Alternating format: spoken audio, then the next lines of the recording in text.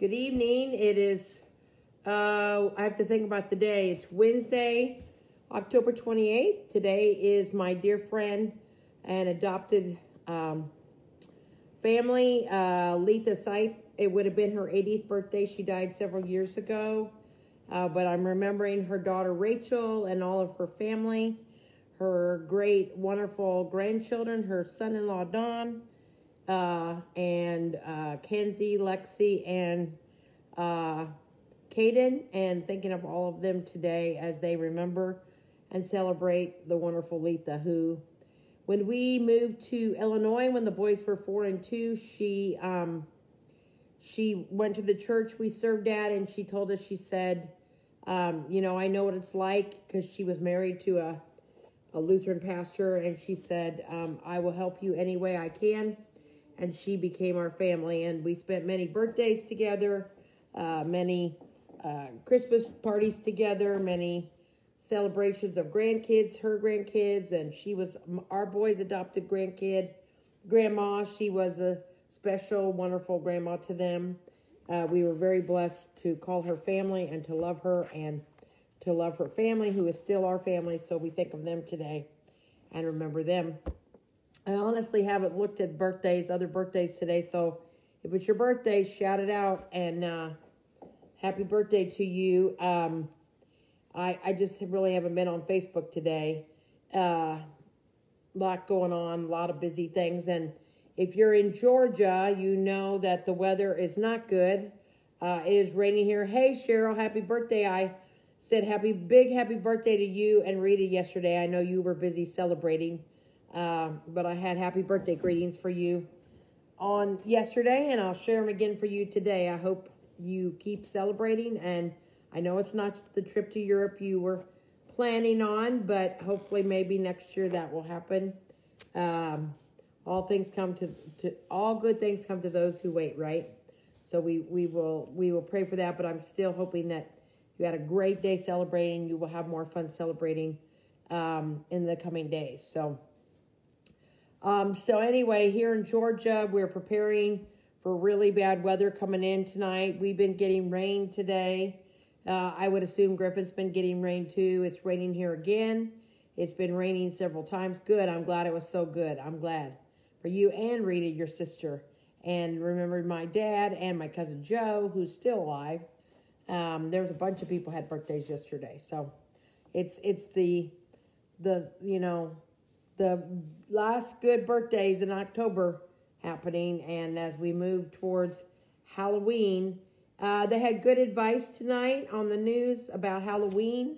They had a doctor on who was saying, because we have a lot of kids in our new neighborhood, and we want to do something nice for them, but we're also very aware of being safe. So they recommend putting the candies in bags and not putting them in a bucket, but having a table out and spreading the candy in the bags out for the kids to come by and pick up one, and to have, wear a mask and have sanitizer. So we don't know anything in particular, but Christopher loves Halloween. They're not having school tomorrow here because the weather that's coming in tonight from the big landfall that's happening now in Louisiana of the, it's a hurricane, but it's going to be really bad, and we don't know what we're going to wake up to tomorrow. We don't know who's going to not have power, where there's going to be trees down in all the areas. I know the last I looked, Spalding and Pike had not called school, but Henry and many others up our area have called school tomorrow. We have no online learning even tomorrow because there's great concern that a lot of us will be without power. So I do want to say, if you come on tomorrow night and you don't see me, if I can get on to leave you a message, I will. But if you don't see anything by 7:05, 7:10 tomorrow, it may mean that we're still without power. So I'm asking for prayers for this whole area. And as the storm comes through Louisiana, praying for all the people. They've had a horrible year. My goodness. In fact, they said, I think, is this Zeta? Because they've gone through the whole alphabet. There's been so many tropical storms and and hurricanes. So we're expecting it's going to hit by 3 o'clock in the morning here. It's supposed to be quite powerful. There's a big chance of a lot of power outage throughout Georgia tomorrow. There's a lot of expectations of a lot of trees coming down. Good evening, Cheryl, Tim, Phyllis. I already said hello, Sharon, Paula, Betty. I think I got everybody on here. Cheryl. So anyway, we will be on tomorrow night if we have power. Halloween will be 63 in Illinois. That'll be nice. We're supposed to be in the low 70s is what we're supposed to be. But like I said, the weather's going to be terrible. Good evening, Phyllis, and my cousin Laura. So we'll see. We don't know till we wake up, or it wakes us up tomorrow.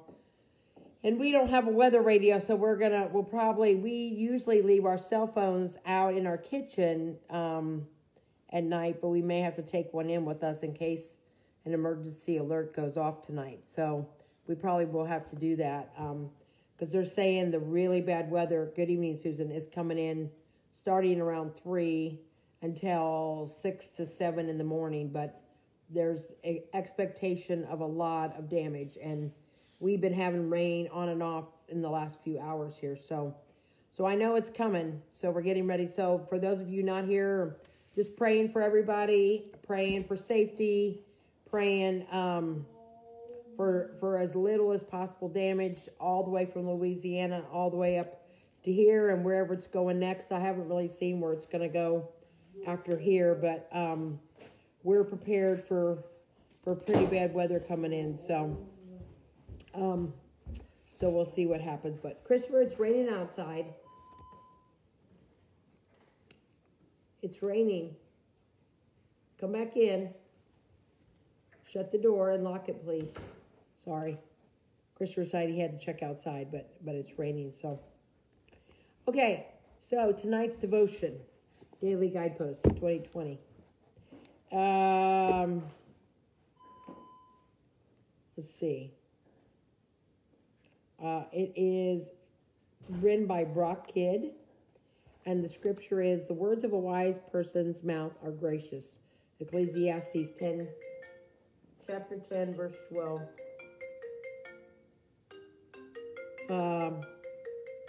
Hang on a second, I'm going to have to leave a message.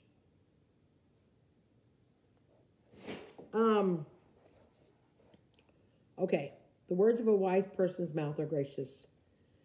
And Brock writes, I had never met him, yet I considered this man my mentor. That's why, even though a night at home would have been nice, I insisted to my wife, Corinne, that we attend the gala where he would receive a big award. He's a brilliant investor and a real mover and shaker in the business world. I expect I can learn a lot from him, I explained. Who knows? Maybe I can get some good investment tips to share with my clients. We arrived to find a large audience, a mix of local and national people, some prominent, and others who just seemed to be just plain folks. The room went quiet as the honoree took to the podium. This is quite an honor, he began, one I never expected to receive. But as I stand before you, I feel compelled to be completely honest, totally honest. This award is not mine. It belongs to those who made whatever success I enjoy possible. Some of them are here, he smiled, sweeping his hands across the audience. This award belongs to that lady at the reception desk in our building, the one who makes everyone feel at home. It belongs to the man who polishes the floor and cleans the windows to make every visitor feel welcome. It's for the woman who prepares the briefs and the man who fixes the copy machine. It's for the person who fills the water cooler and keeps the coffee hot. It's for the new ideas that our youngest employees pitch and the devotion of those employees who do the hard work to keep our company going. He continued on, never acknowledging an ounce of personal praise. Speaking from his heart, he spoke the truth that surrounds every person's success. So, did you learn anything? Corinne asked later as we headed to our car. Everything I really need to know, I answered back. And then the prayer is, God, let me lose my ego as I strive for success as you see it. Well, I really like that one because I'm a big believer that nobody does it on their own. They may think they do, but they don't. And in this time of stewardship season, I talk a lot about how everything we have and everything we are is a gift from God. And I really believe in teamwork. I always have. I've always, even when I've been a solo pastor, and even like when I was in campus ministry, and I just had a few people. Christopher,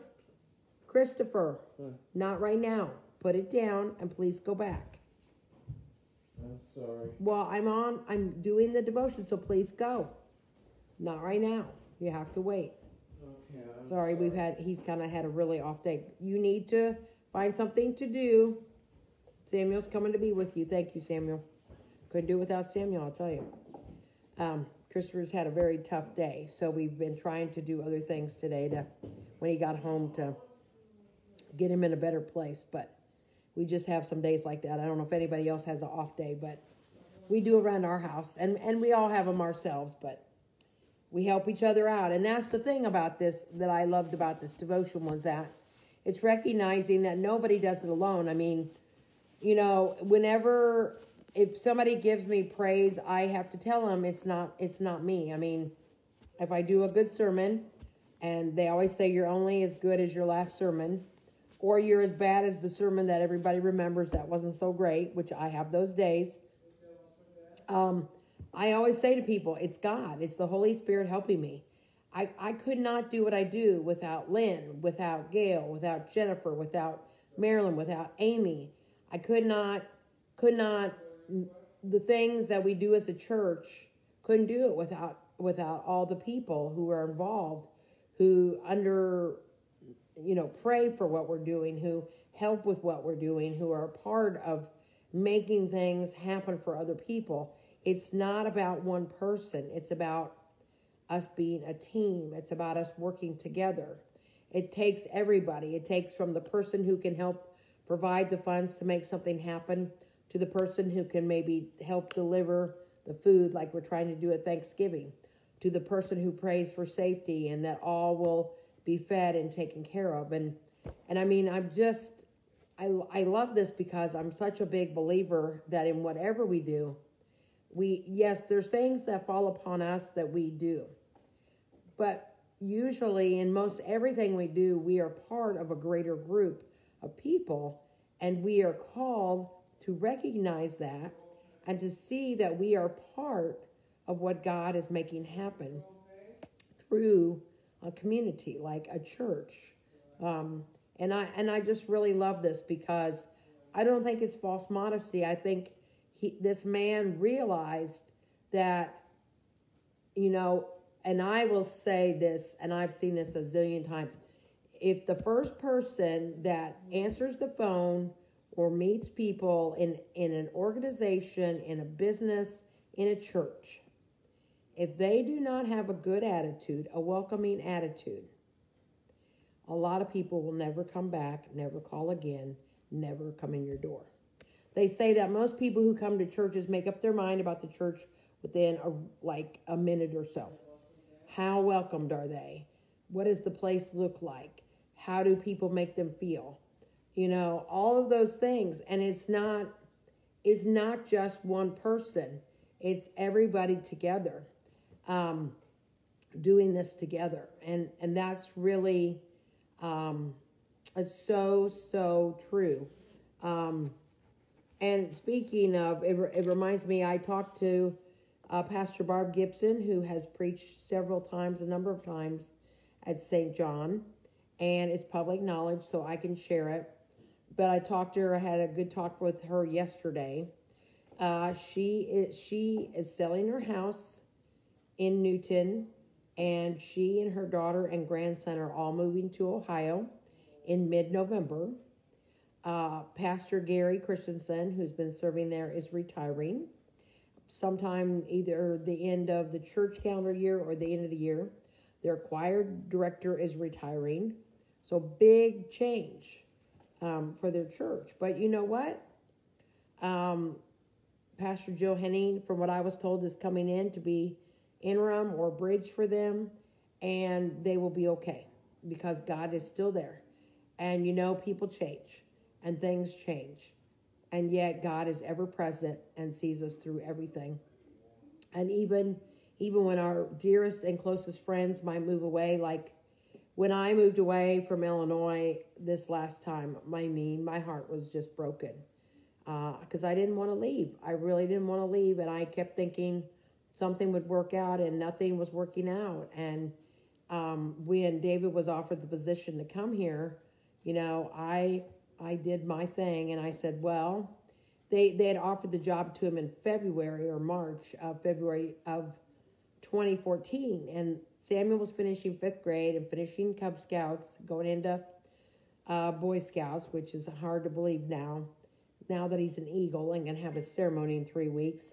And Christopher was in middle school and in 7th grade. And so I said to David, well, if they're willing to wait for you till summer's over, because the boys are going to have nothing to do there, and they had all kinds of camps and things they went to in the summer and things they looked forward to. And I said, if they're willing to wait for you, and we had looked about schools, especially for both of them, and felt that Henry was a better fit for us, which was just a little white, like David's 15 minutes from church. And I said, if they're willing that you don't live right there, then, I feel like this is this is right. And they said fine to both of them. So when we left, I was just so torn apart. We had lived there 10 years. I loved living there. I still have dear, close friends that are family to us. And it was devastating to leave. It was devastating. But now 6 years down the road, I know that God's hand was in all of it, and that God has seen us through so many things since we left and continues. And I just trust and I believe that wherever we go and whatever we go through, God will see us through. And I just really believe in that. I really trust that. But I also know we have a part. We have our part to play. We have our part to do. God has created us to be God's hands and feet in the world, to be God's ears, to be God's voice, to bring good news and to bring comfort and to bring love and to bring forgiveness and healing to a world that really needs it. And so I ask you to join with me in prayer for these last days and for the before the election and for Election Day. I've said this before, and I'm praying for all good things, but I'm preparing myself. I'm hoping that I've been an election judge for 8 years. There's never been an issue, and I'm praying that that's how it'll be on Election Day as I serve with other people, this team. And again, we're all going to be working together. It's going to take all of us to make it a good experience for everybody who comes to the polling place that we work. And I hope that if you have gone to vote in person or will be going to vote in person, that you thank the people who are working, because I didn't know it till this time, but they said in Georgia, the average person in age working in a polling place is 70 years old. And many people have backed out this year because of COVID. And so Henry County has done an excellent job of keeping all their workers safe and trying to keep everybody that comes to vote safe. And that's what I plan to do when I serve next week. And I can't believe we're already here, but we are. It's the end of October. It's Halloween. It's Reformation Day. It's All Saints Day. It's all coming this weekend. So many wonderful things to celebrate, to remember all our loved ones who have gone before us. And I've said this before, and you don't have to be at St. John, but if you have any loved ones that you would like us to lift their names up in the last year, I need their names by tomorrow. Probably by, I said noon tomorrow, and that would be good, because whatever happens, as long as I can make a list of names, that's what I'll probably work on that tonight.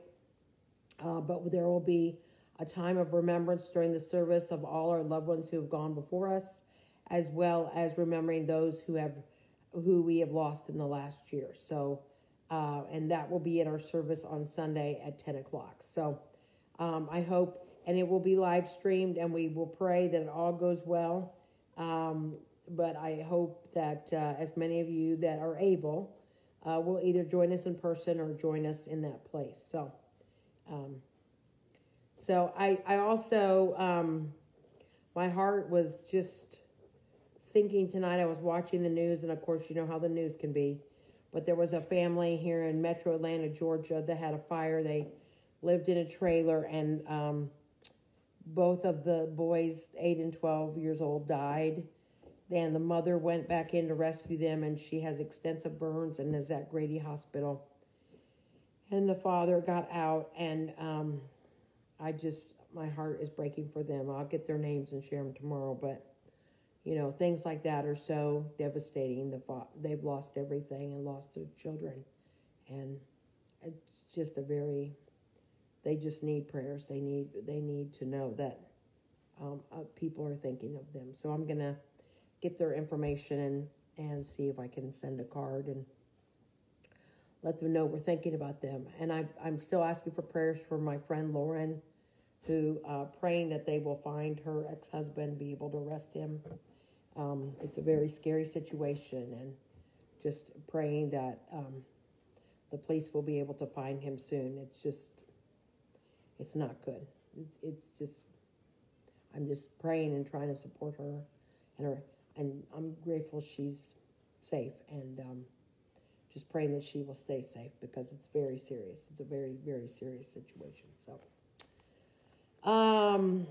So a week or two ago, I mentioned about counting your blessings, and I hope that if you have been, that you are writing those down and try to think of 3 things a day that you're thankful for, and just giving thanks. You know, November's coming. We're enjoying the last of October.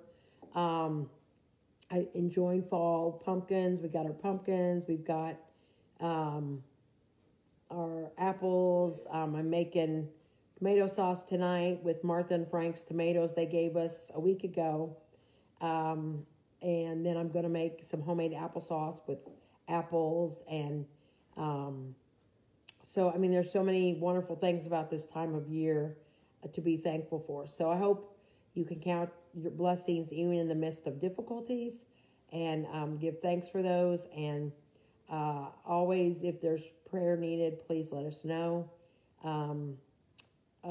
Susan, you haven't said anything about your brother lately, but we continue to pray for your brother.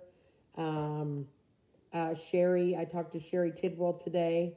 We continue to pray for her as it's been a little over a week since she went through her knee replacement, and she's hanging in there. And she's grateful again for support from many people, including Cheryl Maple. She's very thankful for you, and I'm thankful for you too, and that you've been such good help to her. And for those who are reaching out to them, I know that Sherry really appreciates it a lot. She's always done so much to be of help to other people at church, and so I know she appreciates hearing from people. And so please keep her in your prayers, that she has the strength for everything she has to do for the outpatient physical therapy that she's doing right now. That I don't have any other announcements, I don't have any other prayer requests. I'm just looking really quick to see if there's any that are still going on. I've got my book right here. My friend Lisa continued to pray. She broke her radius. Pray for April and her son Tim. Pray for Sarah and her health. I haven't heard about the little girl, Emma, we were praying for, had the brain bleed. I'll try to see what I can find out. We continue to pray for Nate, from my friend Becky in Illinois, her brother-in-law, who's just been through back and forth with serious COVID in the hospital, and slowly coming around. And also for our former professor in seminary, Cheryl Pero, who's been in the ICU and has been critically ill. So I'm going to do some follow-up tonight and see what I can find out about people, so I can give updates and for prayers for them. Also want to give thanks for Backpack for Kids. It's supposed to start tomorrow. Of course, we I mean, right now, Spalding County's still in school, and if they're in school tomorrow, then Backpack for Kids, they set everything up today. Tomorrow we'll be packing. There will be 2 new schools added for kids in the schools who need some food for the weekends. We'll be packing food to take to those schools.